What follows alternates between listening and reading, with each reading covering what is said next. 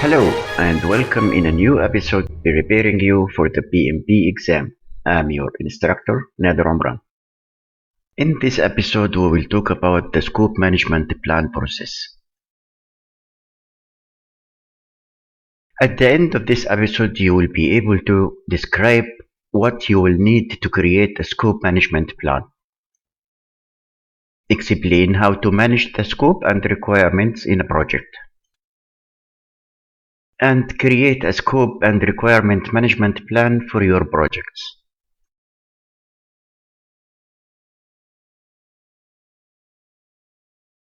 Plan scope management process.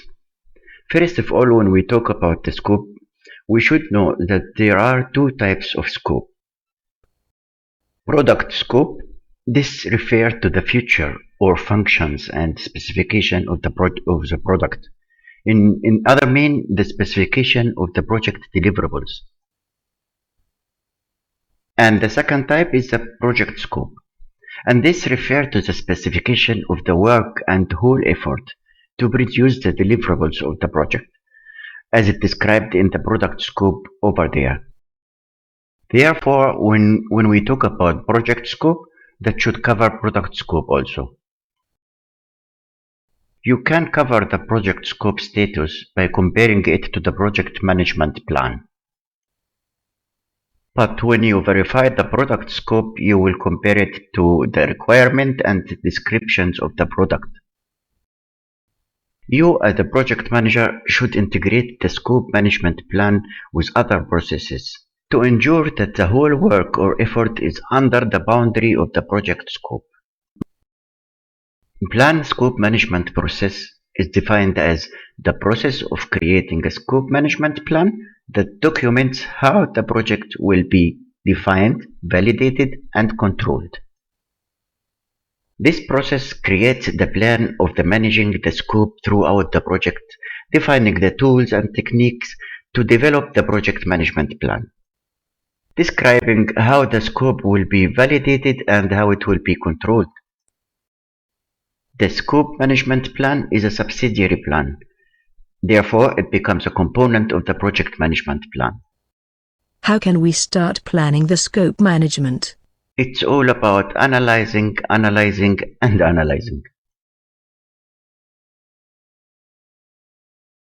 All what we have till now since the start of the project is the project charter, the stakeholders register, and the project management plan.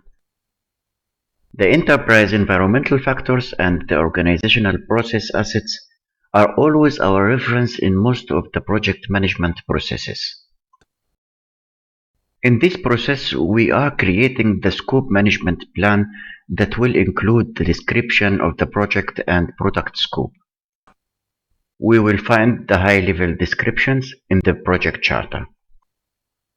The scope management plan should integrate with other processes. Therefore, you will need the latest approved subsidiary plans from the project management plan. Also, you will need historical information from previous projects to see how the scope was defined and what environmental factors could have an impact on the scope management. To reduce the risk of project scope creep. Back to our input slide. The first input to this process is the project charter. The project charter will provide us with high-level information about project descriptions and product characteristics defined in the Statement of Work (SOW). And the second input is the project management plan. We know why. Because it includes all subsidiary plans, which could influence the creation and the integration of the scope management plan. And from the enterprise environmental factors, we will need, as example but not limited to, organization's culture, infrastructure, personal information, and marketplace conditions. And from the organizational process assets, you may need, but also not limited to, policies and procedures, historical information and lessons learned. That was the four inputs to create the scope management plan. Now let's see which tools and techniques we could use in this process. The first one is expert judgment. Yes, many times you need to ask the experts who has the needed knowledge and experience in the field specific to our product or our project.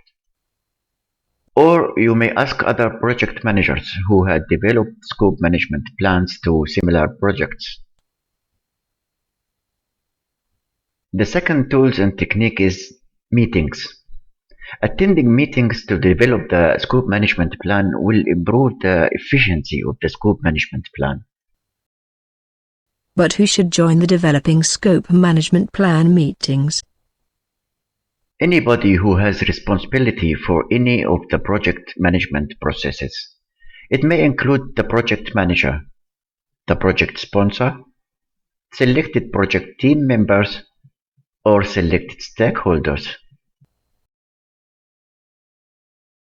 Now we come to the reason why we are conducting this process. Yes, to get the scope management plan. The scope management plan is a subsidiary plan of the project management plan, which describes how the scope will be defined, developed, monitored, controlled, and verified. The scope management plan is an essential input to the project management plan and all processes in the scope management knowledge area. The scope management plan includes and defines the following: how to prepare a detailed project scope statement, how to collect detailed requirements, how to create, maintain, and approve the work breakdown structure (WBS), how formal acceptance of the completed project deliverables will be obtained, and how changes to the detailed project scope statement will be processed.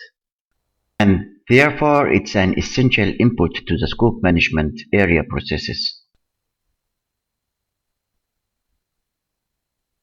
And the last thing to say about the scope management plan is, it can be formal or informal, broadly framed or highly detailed, based on the need of the project. The second output from this process is the requirements management plan.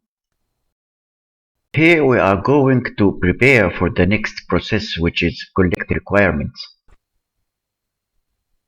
The requirements management plan is a subsidiary plan of the project management plan that describes how requirements will be analyzed, documented, and managed. You, as a project manager, you have to verify the phases relationships to ensure effective planning for requirements, because face-to-face relationship may influence your plan. There are many cases where the phases relationship influence the planning for requirements. For instance, you should order the equipment after finishing the design phase to save hosting or sharing costs or availability of resources. But what should we document in the requirements plan? You should document how requirements activities will be planned, tracked, and reported.